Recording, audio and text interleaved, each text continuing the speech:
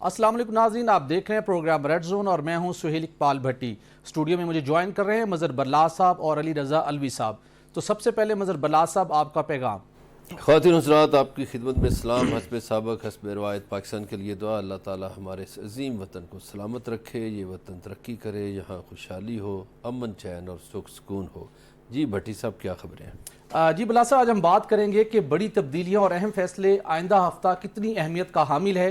इसके ऊपर हम आज बड़ी तफसील के साथ बात करेंगे और उसके साथ हम ये भी बात करेंगे कि वज़ीर-ए-आज़म समेत वफाकी काबीना के अरकान को नाअहली का खौफ, और यही वजह है कि काबीना ने इलेक्शंस के लिए फंड्स की फराहमी का मामला पार्लियामेंट ले जाने का फैसला किया है। क्या वफाकी काबीना पार्लियामेंट में ये मामला ले जाकर फेस सेविंग चाहती है? और इसके साथ हम बात करेंगे चेयरमैन पाकिस्तान तहरीक इंसाफ इमरान खान साहब का जो आज बयान सामने आया है, जिसमें वो कहते हैं कि हमारी हुकूमत के खिलाफ साजिश अमेरिका से नहीं बल्कि पाकिस्तान से शुरू हुई। और उसके साथ उन्होंने ये भी कहा कि मेरे खिलाफ तोशा खाना केस खत्म हो जाएगा जबकि नवाज शरीफ और आसिफ अली जरदारी फंस जाएंगे। इसके साथ नाज़रीन हम बात करेंगे कि अफगानिस्तान को चीनी की स्मगलिंग व दस्तूर जारी है, जिसके नतीजे में चीनी 25 रुपये फ़ी किलो महंगी हो चुकी है और चीनी की कीमत बढ़ने के बायस अवाम पर 115 अरब रुपए का बोझ पड़ चुका है। और इसके साथ आपको ये भी बताएंगे कि अफगान तालिबान तहरीक तालिबान पाकिस्तान के खिलाफ कार्रवाई करने के लिए तैयार क्यों नहीं है। तो सबसे पहले नाज़रीन अपने प्रोग्राम में जो टॉप सेगमेंट करेंगे कि जो मुल्क में सियासी और आइनी बहरान जारी है और उसके मुल्की मौशियत के ऊपर जो असरात मुरतब हो रहे हैं और इसका आने वाले दिनों में ये क्या रुख इख्तियार कर सकता है, इस हवाले से बात करने के लिए हमें ज्वाइन कर रहे हैं चेयरमैन AKD ग्रुप अकील करीम ढेडी साहब। तो हम उनसे बात करेंगे। अकील करीम ढेडी साहब, आपके वक्त का बहुत शुक्रिया। सर, आपसे मैं जानना चाहूँगा कि मुल्क में इस वक्त सियासी और आइनी बहरान खौफनाक शक्ल इख्तियार कर चुका है। माजी के अंदर हम देखते हैं कि आपने मुख्तलिफ ऐसे हवालों से सूरत हाल को बेहतर बनाने के लिए कुछ किरदार अदा किया, लेकिन इस वक्त मामला सुलझ कैसे सकता है जब इमरान खान साहब अपने इलेक्शन करवाने के जो डिमांड से पीछे नहीं हट रहे और वह हुकूमती तहत इलेक्शन करवाने पर बिल्कुल तैयार नहीं है? इसका हल क्या हो सकता है सर? देखें, उसका हल सिर्फ वही इलेक्शन है और कोई हल हो नहीं सकता। ये हल ही इलेक्शन है और इलेक्शन को कोई 5 साल तो वैसे भी पूरे हो रहे हैं, तो अगर एक्सटेंशन लेके जानी है तो वो आवाम को बता दें ताकि पता तो चले ना। गवर्नमेंट ने अभी तक ये तो नहीं कहा था कि वो 5 साल में इलेक्शन नहीं करवाएंगे। अभी तो यही बात है कि इलेक्शन टाइम पे होंगे, तो टाइम अक्टूबर है मैक्सिमम, तो अक्टूबर में करवा ले इलेक्शन। एक अनाउंसमेंट आ जाएगी तो मैं समझता हूँ स्टेबिलिटी भी आ जाएगी। तो सर, आप क्या तवक्को करते हैं कि जैसे एक डिबेट जारी है वफाकी हुकूमत की जानिब से कि सुप्रीम कोर्ट का फैसला अकलीती फैसला है, अक्सरियत का नहीं है, और सुप्रीम कोर्ट की दी गई डेडलाइन भी खत्म हो रही है, क्या सुप्रीम कोर्ट से ही इस मामले का हल निकलेगा या आपस में बैठ के कुछ लोग कोई इसके ऊपर इत्तफाकी राय करेंगे? मेरा तो ख्याल है सुप्रीम कोर्ट तो अपना डिसीजन दे चुकी है। अब इसके ऊपर हम अपनी राय दें वो मुनासिब नहीं है, क्योंकि सुप्रीम कोर्ट की राय तो ज्यादा बेहतर है। और 4-3 का जो फैसला है उसको हम ये तो नहीं कह सकते कि अक़लियती फैसला है। ठीक है, फैसला सबने मिल के दिया है, लेकिन इसको मैं समझता हूँ कि जो सुप्रीम कोर्ट का फैसला है उसके बारे में तो हमें ज्यादा बात करने की जरूरत नहीं है। बिल्कुल सही। मेरा तो ख्याल है कि पाकिस्तान में स्टेबिलिटी उसी सूरत में आएगी जब इलेक्शन होगी। अब कोई चाहे ना चाहे उसके ऊपर तो हम बात नहीं कर सकते, लेकिन हमें जो दिख रहा है वो यही है कि भाई इस वक्त सिचुएशन कोई बहुत अच्छी भी नहीं है। कंट्री काफी सफर कर रही है और जाहिर बात है कि सबका ही नुकसान हो रहा है। और PDM भी कोई इस वक्त बहुत ज्यादा उनको फायदा तो नहीं हो रहा है। वो भी अब जब से गवर्नमेंट में आए हैं उनको भी परेशानियां ही लाक है, तो उनके इंटरेस्ट में भी है कि इलेक्शन हो जाए और अपोजिशन के भी इंटरेस्ट में है। जब सबके इंटरेस्ट में इलेक्शन है और वैसे भी 5 साल तो पूरे हो रहे हैं और सुप्रीम कोर्ट का डिसीजन पंजाब के सूबे के इलेक्शन के लिए और खैबर पख्तूनख्वा का ऑलरेडी आ चुका है, तो ये मिल बैठ के एक फाइनल डेट तय कर लें और पूरे कंबाइंड इलेक्शन की तरफ चले जाएं। और ये जारी बात है 2 सूबे के इलेक्शन कराएंगे, तो जारी बात है इसके बाद आपको फिर 3-4 महीने के बाद इलेक्शन में जाना होगा। तो इस वक्त तो बेहतरीन मौका है कि मिल के बैठ के एक डेट डिसाइड कर ले और पूरे पाकिस्तान में इलेक्शन करवा। बिल्कुल सही। ढेडी साहब, आपसे जानना चाहूँगा, 2017 में एक ऐसी सूरत हाल पैदा हुई थी जब सुप्रीम कोर्ट ऑफ पाकिस्तान से साबिक वज़ीर-ए-आज़म नवाज शरीफ की मुमकिन तौर के ऊपर नाअहली का फैसला आना था और ये सवाल पैदा होते थे कि फैसले पर अमल दरामद होगा या नहीं। उस वक्त भी इतलात थी कि आपने कुछ रोल प्ले किया और सूरत हाल बेहतर हो गई, और माजी करीब में भी जब मुल्क के अंदर कोई हालात ख़राब हुए आप आगे बढ़ते हैं, रोल प्ले करते हैं सूरत हाल को बेहतर बनाने के हवाले से। तो इन दिनों में भी आप कहीं मुशावरती अमल का हिस्सा हैं, कुछ सूरत हाल को बेहतर बनाने के हवाले से रेलिवेंट क्वार्टर्स के साथ कोई राब्ते में हैं आप? मेरा तो अपना ख्याल है कि अगर ये लोग चाहेंगे तो बिजनेस कम्युनिटी भी अपना रोल प्ले कर सकती है, लेकिन अभी तक तो कोई किसी ने बात नहीं की है।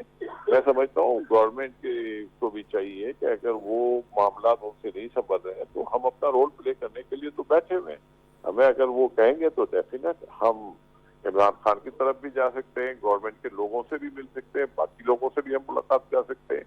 और ये सिचुएशन तो इस वक्त मुल्क के इंटरेस्ट में है कि ये इशू हमें हर सूरत में रिजॉल्व करने की जरूरत है, क्योंकि मुल्क के इकोनॉमी को भी तो रिवाइवल की तरफ लाना है। इस वक्त तो सिचुएशन कोई बहुत अच्छी तो नहीं है। मैं ये नहीं कह सकता कि ये गवर्नमेंट कुछ नहीं कर रही है, ये भी एफर्ट्स कर रहे हैं कि किसी भी सूरत में IMF से पैकेज मिल जाए।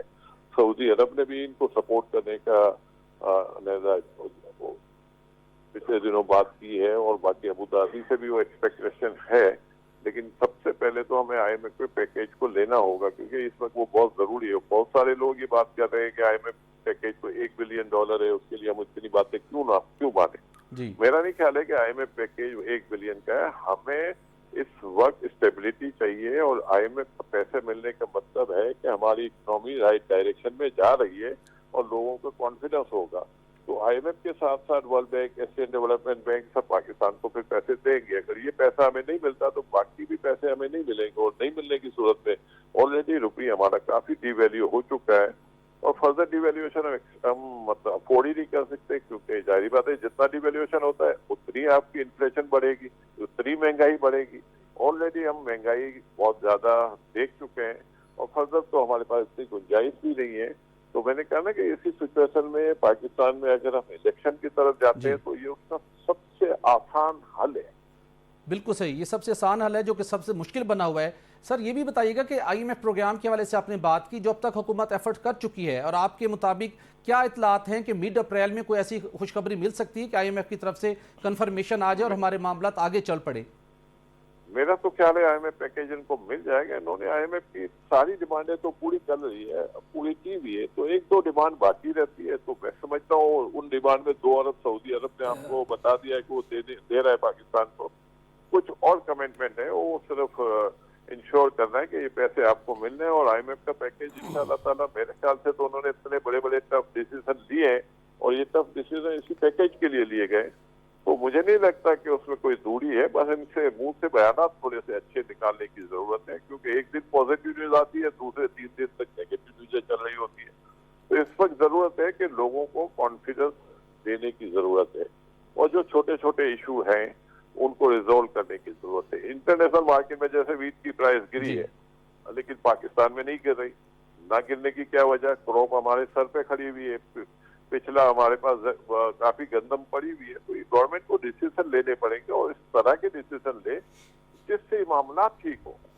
बिल्कुल सही। अकील करीम साहब, गुजारिश ये है कि आपने बड़ा दुरुस्त आपका मौक़िफ़ है, और मुल्क जो है वो रोज़ बरोज़ मुआशी बदहाली की तरफ जा रहा है, तो आप कोई ऐसा ग्रुप क्यों नहीं तरतीब देते जो कारोबारी अफराद पर मुश्तमिल हो, और वो ग्रुप हुकूमत से भी मुज़ाकरात करे और इमरान खान से भी मुज़ाकरात करे, और दोनों को कोई बीच वाली मुद्दत में इलेक्शन पे राज़ी करे। चूँकि अब आपका किरदार बड़ा अहम है, चूँकि कारोबार चलेगा तो मुल्क चलेगा, मईशत चलेगी तो मुल्क चलेगा, तो सबसे ज़रूरी तो मईशत है, और मईशत को बचाने के लिए आपने दुरुस्त फरमाया इलेक्शन बहुत ज़रूरी हैं। तो उसके लिए आप एक ग्रुप बना के किरदार अदा करने का इरादा रखते हैं, नहीं रखते, या कब तक? देखिए, हमारी तो अपनी पूरी ख्वाहिश है, आप बिल्कुल ठीक कह रहे हैं कि यहाँ इस वक्त, लेकिन जाहिर बात है कि इस गवर्नमेंट से जिनका कॉन्फिडेंस लेवल बेहतर होगा वो ज्यादा आगे आए। हो सकता है हम चाहे तो ये कहते भाई ये तो इमरान खान के ज्यादा जानने वाले हैं, तो हम पे तो वो एलिगेशन लगा सकते हैं। तो इस वजह से हम थोड़ा सा अपने आप को पीछे लेके बैठे हुए हैं। लेकिन हाँ, उन लोगों को जरूर आना चाहिए जिनके ऊपर इन लोगों का कॉन्फिडेंस हो, तो जाहिर बात है वो ज्यादा बेहतर रोल प्ले कर सकता है। लेकिन मेरी अपनी भी ख्वाहिश है कि ये मामला रिजॉल्व हो, और रिजॉल्व होने के लिए वही हम समझते हैं कि इलेक्शन की डेट अनाउंस होनी चाहिए। सुप्रीम कोर्ट ऑलरेडी 2 सूबों में इलेक्शन अनाउंस कर चुकी है। अब इससे तो पीछे हटना, मैं समझता हूँ, आप वैसे तो बात कर सकते हैं, लेकिन मुझे नहीं लगता कि किसी भी सूरत में कोई पीछे हट सकता है। डेढ़ साहब, मुस्लिम लीग नून की हुकूमत भी आपको बहुत गहरी कदर की निगाह से देखती है, बहुत से लोगों से हमारी बात होती है, اور آپ کا ملک کی تعمیر و ترقی کے حوالے سے گوادر پورٹ کی بات کریں تو کچھ چیزیں ڈھکی چھپی نہیں ہے کہ آپ نے ملک کے لیے خدمات سے انجام دی ہے، نہ کہ کسی ایک پارٹی کے لیے. تو آپ کو آگے بڑھ کے کوئی پرپوزل تو فلوٹ ضرور کرنا چاہیے، میرے خیال میں شاید گورنمنٹ اس کو ویلکم کرے گی. ضرور آپ نے اب چاہے تو انشاءاللہ تعالیٰ ہم اپنے ایفرٹ جاری کرتے ہیں. اللہ کرے انشاءاللہ تعالیٰ یہ مسئلہ ریزولو ہو جائے، اور یہ آپ لوگوں کی جو باتیں ہیں اس سے حوصلہ ہمیں ملا ہے، اور ڈیفینیٹ ہمیں اپنا رول پلے کرنے کی ضرورت ہے، تو ہم اس سے باہر نہیں رہیں گے انشاءاللہ. عقیل کریم صاحب، میں علی رضا الوی آپ سے مخاطب ہوں. یہ ایک جب اسحاق ڈار پاکستان میں آئے تو ایک امپریشن قائم ہوا کہ انہوں نے ماضی میں کچھ مینجمنٹ کر کے ڈالر کو کنٹرول رکھا تھا. اب بھی توقع کی جا رہی تھی کہ وہ ڈالر کو کنٹرول کر پائیں گے. آپ اس بزنس کے کنگ ہیں، کیا آپ کوئی اس پہ کچھ بتا سکتے ہیں کہ کیا اسحاق ڈار مینج کر کے ڈالر کو کنٹرول کرتے تھے، اور اب کیا وجہ ہے کہ میرے بانی پاکستان قائد اعظم محمد علی جناح کی تصویر والا نوٹ مسلسل نیچے گر رہا ہے اور امریکی کرنسی اوپر اڑتی چلی جا رہی ہے؟ اس کی وجہ ہے کانفیڈنس لیول کا. کانفیڈنس لیول لوگوں کو نہیں ہے. لوگ سمجھ رہے پوری دنیا کے کرائسس آلریڈی تھے، اور وہ پاکستان میں بھی تھے، لیکن پاکستان کے کرائسس تھوڑے سے زیادہ بڑے ہو گئے. اس کی وجہ یہ تھی کہ ہمارے پاس ریزرو نہیں تھے، اور ریزرو نہ ہونے کی وجہ سے میں سمجھتا ہوں لوگوں کو کانفیڈنس لیول جو ہرٹ ہوا ہے. اس وجہ سے ہم نے دیکھا کہ ڈالرائزیشن شروع ہو گئی. لوگ ڈالر خریدنا چاہتے ہیں، لوگ روپی گھر میں رکھنا نہیں چاہتے. تو ان سارے لوگوں کو ہمیں کانفیڈنس دینے کی ضرورت ہے، اور وہ کانفیڈنس اسی صورت میں ملے گا جب آپ I M F package achieve کریں گے. میرا خیال ہے کہ جس دن بھی آپ آئی ایم ایف کا پیکیج اچیو کریں گے، آپ کا روپی کم از کم 20 سے 25 روپے اسٹرانگ سیم ڈے ہو جائے گا. تو اس وقت گورنمنٹ کے لیے جو مین معاملات ہے وہ یہی ہے. وہی تو آپس میں مرتا اسماعیل اور اسحاق ڈار کی آپس میں لگی ہوئی ہے. وہ دونوں کا تعلق ایک ہی پارٹی سے ہے. پھر شاہد خاقان عباسی کے بھی بڑے سخت بیانات آ رہے ہیں. تو دیکھیں ہر طرف کوئی نہ کوئی مسائل ہیں. تو ان کو بھی چاہیے کہ پہلے آپس میں بیٹھ کے اپنے مسئلے روم میں بیٹھ کے حل کریں. ہم ٹی وی پہ دونوں کے بیانات سن رہے ہیں جس کی وجہ سے ہم سمجھتے ہیں کہ ہمیں زیادہ نقصان ہوتا ہے. ہو سکتا ہے غلطیاں ہوئی ہوں، غلطیاں انسان کر سکتا ہے، جب ڈسیزن لیتا تو غلطی ہو سکتی ہے، لیکن لڑائی جھگڑے کی طرف جانا مناسب نہیں ہے. میں سمجھتا ہوں ان کو آپس میں بھی بیٹھنے کی ضرورت ہے.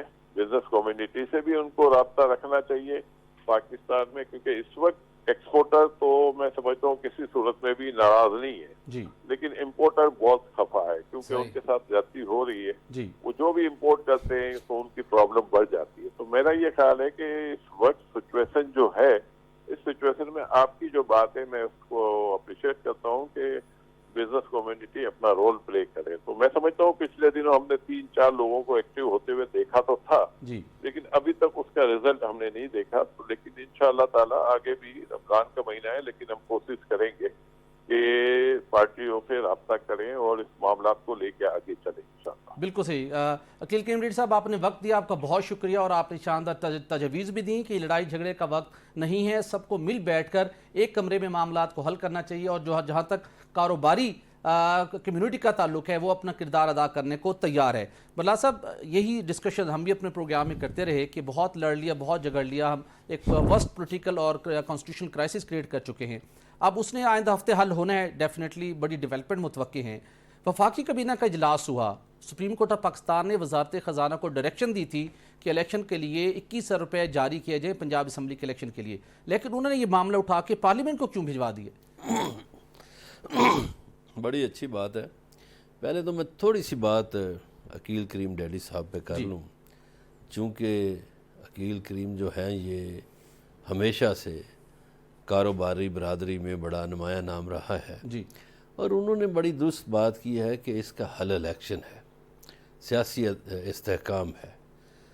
جہاں تک آئی ایم ایف کی بات کی تو ماہرین کو یہ پتہ ہے کہ آئی ایم ایف کی ٹیبل پہ پاکستان کی فائل نہیں ہے اس وقت. اچھا. یس، یہ کئی ماہرین جو لیکن ہماری ٹیم تو وہاں پہنچ چکی ہے جی، پوری تیاری کی ٹیم پہنچ چکی ہوگی، لیکن یہ شبر رضا زیدی سمیت کئی لوگ جو ہیں وہ کہتے ہیں کہ پاکستان کی فائل ہی وہاں نہیں ہے، ابھی کوئی ڈسکشن نہیں ہوگی اس پہ. خیر، ہمارا ملک ہے، ہمیں تو چاہیے کہ بہتر ہو اور سیاسی استحکام آئے.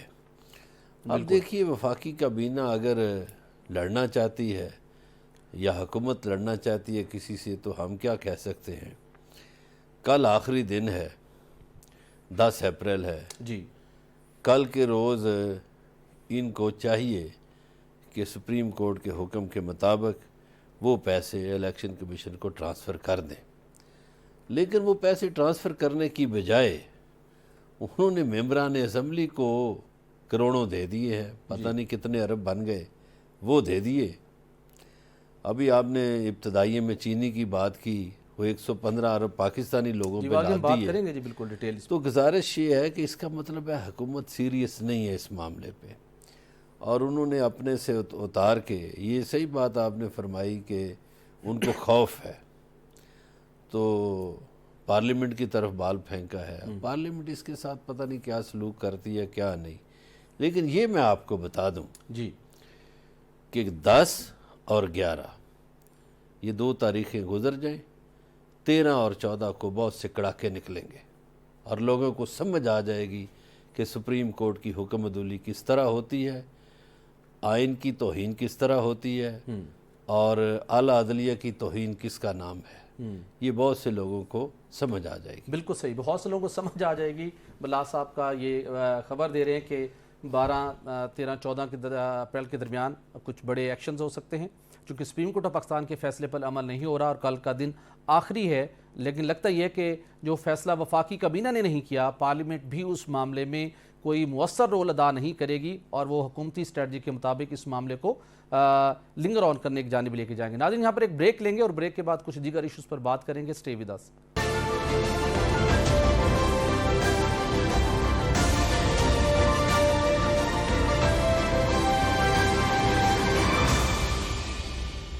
ویلکم بیک ناظرین.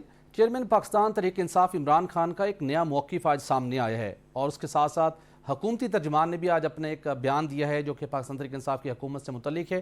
تو سب سے پہلے عمران خان صاحب اور بلال اظہر صاحب کا آپ کو شارٹ سنواتے ہیں اور اس کے بعد علی رضا الوی صاحب کا تجزیہ لیں گے. جی ہمارا 1 سال میں جہاں آج پہنچا ہے، کوئی سوال پوچھے گا اس آدمی سے جس نے کہا جی عمران خان بڑا خطرناک ہے اس لیے میں نے فیصلہ کیا، اور اس لیے اس نے فیصلہ نہیں کیا، اس نے فیصلہ اور وجوہات سے کیا تھا. وہ اپنی ایکسٹینشن چاہتا تھا، شہباز شریف نے اسے شیورٹی دی ہوئی. وہ اور بات ہے کہ نواز شریف اڑ گیا، پلان سارا ایکسٹینشن کا تھا. یہ سارا ڈرامہ اس کے لیے ہوا ہے، ذات کے لیے ہوا ہے. یہ ملک کو آج پہنچایا صرف اپنے ذاتی مفادات کے لیے، اور پوری سازش اس کے لیے کی گئی. یہ سمجھتے ہی نہیں ہیں کہ جب تک ایک معاشرے میں تنقید نہیں ہوتی معاشرہ آگے نہیں بڑھ سکتا. جو ساری ڈکٹیٹرشپس دنیا میں فیل ہوئی ہیں ان کی سب سے بڑی وجہ ہے کہ ڈکٹیٹرشپس کے اندر تنقید نہیں ہوتی. جب تنقید نہیں ہوتی معاشرہ سکڑ جاتا ہے. یہ جو جمہوریت کی خوبی ہے یہ کہ وہ تنقید ہوتی ہے اور تنقید سے اپنی صلاحیت کرتا ہے معاشرہ. یہاں جب تک ہم یہ سمجھیں گے کہ جی وہ ایک سپر کنگ تھا، وہ جو مرضی فیصلہ کرے، ذمہ دار کسی اور کو ٹھہراؤ.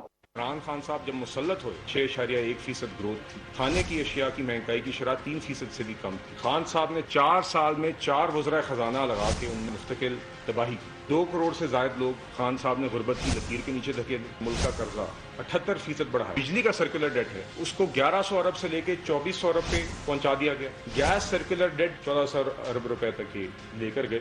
تو کرنٹ اکاؤنٹ ڈیفیسٹ اسی کو 17 ارب پہ چھوڑ کے گئے. پاکستان کو ایک تاریخی موقع ملا تھا کہ وہ LNG گیس $4 پہ لے سکے لانگ ٹرم کانٹریکٹ پہ، مگر انہوں نے اس ٹائم پہ بھی فرنس آئل لابیوں کو خوش کرنے کے لیے وہ آفر ٹھکرائی. معیشت کو آگ لگا کے یہ سمجھ رہے ہیں کہ عوام ان کا کیا کردہ بھول گئی ہے کہ اس کے بعد عوام ان کو تسلیم کرے گی. علی صاحب آپ نے سنا عمران خان صاحب کہتے ہیں سازش امریکہ سے نہیں پاکستان سے ہوئی.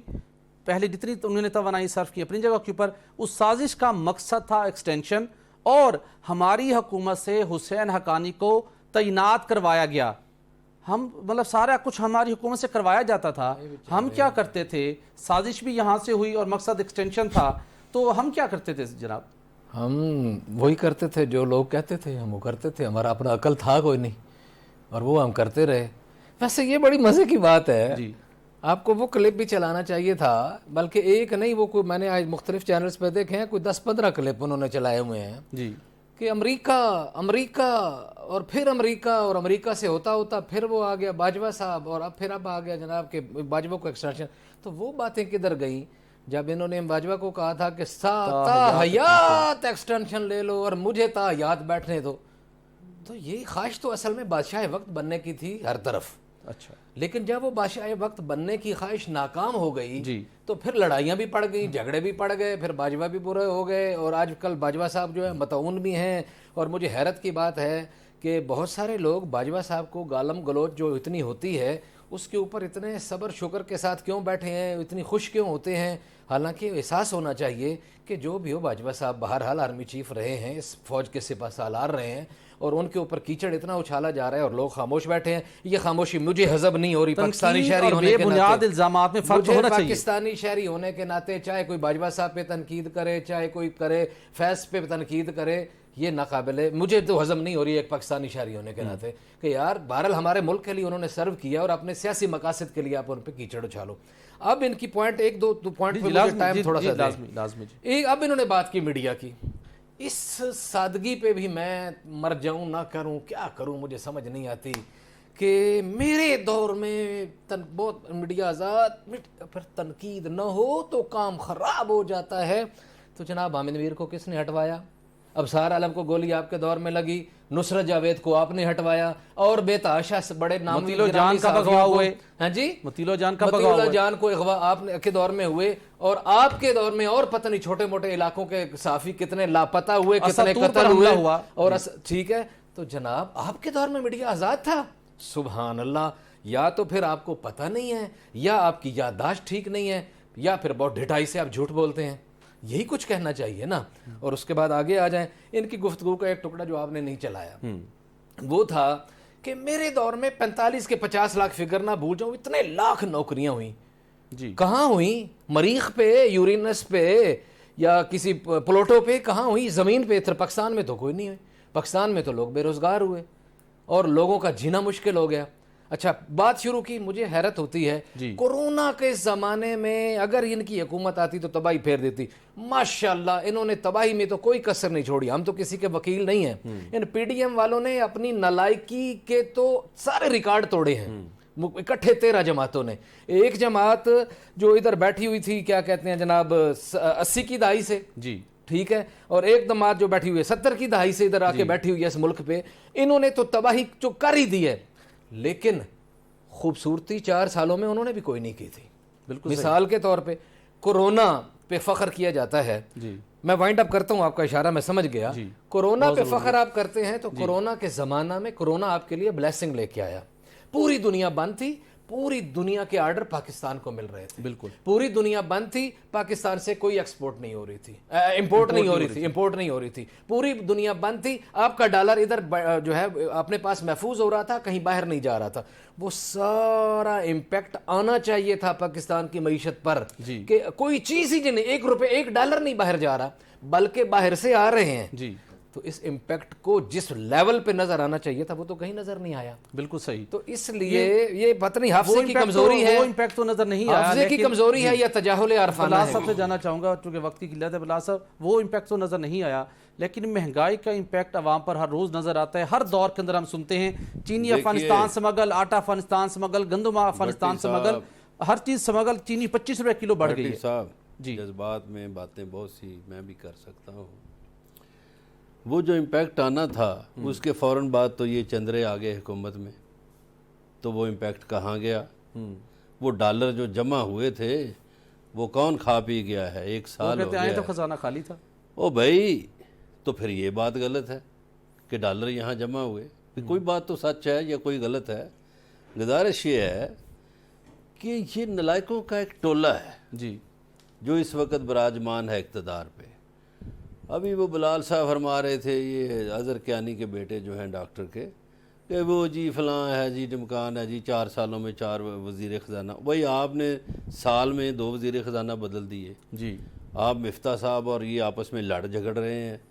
گزارش یہ ہے کہ لوگوں کو کیا ملا اس سے 1 سال میں؟ ان کو تو حکومتیں ملیں، ان کے کیس تو معاف ہوئے، جو اتنا انہوں نے ملک کو لوٹا تھا وہ سارے معاف ہو گئے. جی اور ان کی وزارتیں بھی چل رہی ہیں، پتہ نہیں 90 وزیر ہیں کہ 100 وزیر ہیں. ملک کے لوگوں کو کیا ملا؟ لوگوں کی جھولی میں مہنگائی آئی، لوگوں کی زندگیاں تنگ ہوئیں، لوگوں کے سینوں میں یہ بھی بس ہے. خان صاحب بھی بس تھے، وہ کہتے ہیں میری حکومت سے حسین حقانی کو ہائر کروا لیا گیا. گزارش ہے تو پھر معاملہ کیسے چلے گا؟ عمران خان کا سنوایا. دیکھیے ایک بات تو آپ کو ماننا پڑے گی جی کہ جو بات انہوں نے کی ہے، جو کلپ میں نے سنا، میں نے ان کی پوری گفتگو نہیں، یہ جو آپ نے سنایا کہ تنقید برائے اصلاح تو ہونی چاہیے، اس سے تو کوئی انکار نہیں کر سکتا. بالکل صحیح بات ہے، دنیا میں ڈکٹیٹرشپ یا بادشاہتیں اسی لیے ناکام ہوئیں کہ وہ تنقید سننے کے قائل ہی نہیں تھے. تو تنقید ہمیشہ کوئی نہ کوئی اصلاحی پہلو لے کے آتی ہے، اسے سہنا چاہیے، برداشت کرنا چاہیے. باقی مہنگائی آپ کے سامنے ہے بھئی، اسی اپریل میں 149 روپے لیٹر تیل تھا جی اور دنیا میں اس وقت جی 120 ڈالر کا بیرل تھا اور اب 65 بیرل کا ہے. بالکل صحیح. اب تو اصولی طور پہ 60 روپے کا 50 کا ہونا چاہیے. بالکل. مولانا صاحب ایک بریک لیتے ہیں، اس کے بعد بات کرتے ہیں. تنقید یقینی طور پر ہونی چاہیے، تنقید تعمیری مقصد کے لیے ہونی چاہیے، تخریبی مقاصد کے لیے الزام تراشی میں خیال فرق ہونا چاہیے. ناظرین یہاں پر ایک بریک لیں گے اور بریک کے بعد بات کریں گے کہ افغانستان کے اندر ٹی ٹی پی کے خلاف کارروائی کیوں نہیں ہو رہی. اسٹے ود اس.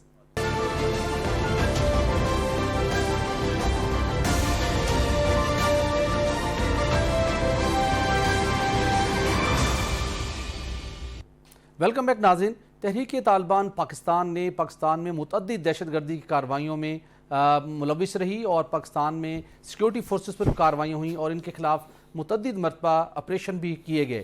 اس کے بعد علوی صاحب انہوں نے افغانستان کا رخ کر لیا. اب وہاں پر افغان طالبان کی حکومت قائم ہے اور آپ کی خبر یہ ہے کہ افغان طالبان تحریک طالبان پاکستان کے خلاف کارروائی میں کوئی ہچکچاہٹ کا شکار ہیں. کیا وجوہات ہیں؟ مسلسل ہچکچاہٹ کا شکار ہیں اور یہ دوحہ مذاکرات میں اس بات کی یقین دہانی انہوں نے کروائی تھی تحریک طالبان افغانستان نے کہ تحریک طالبان پاکستان کے خلاف کارروائی کریں گی اور جو ہمارے مطلوبہ دہشت گرد ہیں ان کو پاکستان کے حوالے کیا جائے گا. لیکن بدقسمتی یہ ہے کہ اس وعدے کے اوپر عمل درآمد نہیں ہو سکا. لیکن اس سے بھی آگے ایک بہت خوفناک صورتحال اس وقت افغانستان میں پیدا ہو چکی ہے اور جو خود تحریک طالبان افغانستان کے اپنے بھی خلاف جا رہی ہے وہ یہ پیدا ہو چکی ہے کہ یہاں پاکستان میں دہشت گردی کی وارداتیں اور کارروائیاں تو یہ کر ہی رہے ہیں اور وہاں یہ چھپ کے بیٹھے ہوئے ہیں یہ لوگ جو ہمیں مطلوب ہیں. انہوں نے وہاں اپنا جو ہے نا سلسلہ بڑھانے کے لیے، اپنا وہ حجم بڑھانے کے لیے اور مالی منفعت زیادہ حاصل کرنے کے لیے اور انٹرنیشنل کیلیبر حاصل کرنے کے لیے ریاست اسلامیہ صوبہ خراسان جو ہے، اسلامک اسٹیٹ خراسان پروونس جس کو کہتے ہیں، ان کے ساتھ اپنا تعلقات بڑھانے شروع کر دیے ہیں. اور ان کے ساتھ تعلقات کو مسلسل بڑھاتے ہوئے یہ چیزوں کو آگے لے کے جا رہے ہیں. اور آپ کو پتہ ہے کہ کابل میں جو چینی اور روسی اثاثوں پر انہوں نے حملے کیے اور انہوں نے اس کے اوپر اون کیا کہ یہ ہم نے حملے کیے ہیں، یہ ریاست اسلامیہ خراسان اسٹیٹ پروونس نے. اور ان کے جو ایک ملا صاحب ہیں وہ ان کے ساتھ مسلسل، جو ٹی ٹی پی کے نائب امیر ہیں قاری امجد صاحب، وہ ان کے ساتھ مسلسل رابطے میں ہیں اور یہ اس کے ساتھ ان کا ایک بازو بننے کی کوشش کر رہے ہیں اور یہ ان کو بھی نقصان پہنچائیں گے. ہمیں تو پاکستان کو تو نقصان پہنچایا ہی ہے. خود تحریک طالبان افغانستان کے لیے بھی یہ خطرہ ثابت ہوں گے مستقبل میں. اس طرح کی صورتحال ہے اور کیونکہ ان کو تو پیسے سے غرض ہے اور دہشت گردی سے غرض ہے، دہشت گردی ان کی جو ایک برانڈ ہے. تو یہ صورتحال بہت جو ہے تکلیف دہ صورتحال ہو رہی ہے. اگر خدا نخواستہ یہ ریاست اسلامیہ خراسان اپنے جڑیں مضبوط کرتی ہے افغانستان میں تو یہ پاکستان ہی نہیں، خود افغانستان اور پورے خطے کے لیے بڑا خطرناک. بالکل صحیح، پورے خطے کے لیے خطرناک ہوگا. اللہ صاحب آپ سے جاننا چاہوں گا، قومی سلامتی کمیٹی کا حالیہ اجلاس ہوا، وہاں پر اس عزم کا اظہار کیا گیا کہ ایسے عناصر کے خلاف اب کارروائیوں میں آپریشن میں مزید تیزی لائی جائے گی اور جن لوگوں کو رہا کیا گیا ان کے خلاف بھی کارروائی عمل میں لائی جائے گی. علوی صاحب کہتے ہیں یہ بہت خطرناک صورتحال بننے جا رہی ہے. تو کیا تک اس صورتحال کا تقاضا ہے؟ پاکستان کس طرح یہ معاملہ افغانستان کی گورنمنٹ کے ساتھ ٹیک اپ کرے کہ ایسے عناصر کو وہاں پر ان کی سرکوبی کی جا سکے؟